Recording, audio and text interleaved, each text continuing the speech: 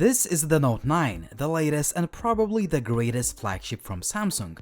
I've spent quite a bit of time with this device, and here's my initial review. At the first glance, nothing has really changed in terms of design, but Samsung brought one of the most requested improvements, a bigger battery that now has 4000 mAh. Despite that, the Note 9 is almost the same as the Note 8 in terms of thickness and the overall footprint, which is really impressive. In practice, I can see a massive difference. In fact, the Note 9 shapes up to be one of the best phones in terms of battery life. The phone will easily get you through the day or even 2 days, depending on how you use the phone.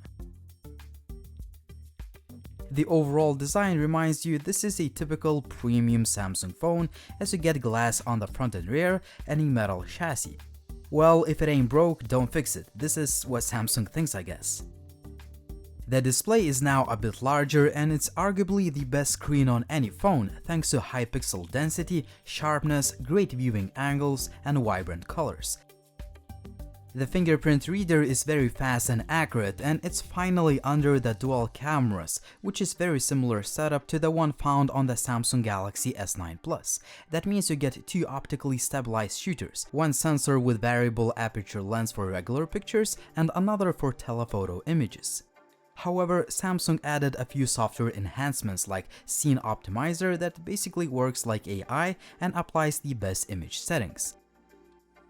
Also, the camera app will remind you if the picture you just took looks bad. For example, you just blinked while taking the selfie, or the picture came out blurry, and so on. I took a few camera samples, and so far I'm really impressed with the image quality, as the pictures have plenty of detail, sharpness, excellent dynamic range, and vibrant colors. Also, low-light camera performance is one of the best on any phone. Check out my Facebook page for more camera samples and be the judge. You'll find all the links down below. As usual, the Note series brings the best specs available on the market. You can go up to 512 GB of internal storage and 8 GB of RAM. If you add another 512 GB microSD card, you're looking at a 1 TB phone, which is just insane. All those specs translate to excellent all-around performance, and the phone definitely feels fast and responsive. Samsung now implemented the so-called water carbon cooling system to prevent the phone from overheating and assure the best gaming experience.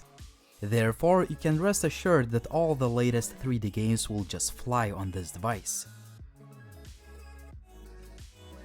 The S Pen is usually what makes the Note phone stand out, and this year Samsung brought quite a few new features. Now, the S Pen doubles as a programmable Bluetooth remote control that can open apps like Camera, help you take pictures, start or pause music, remotely swipe photos in the gallery, and so on.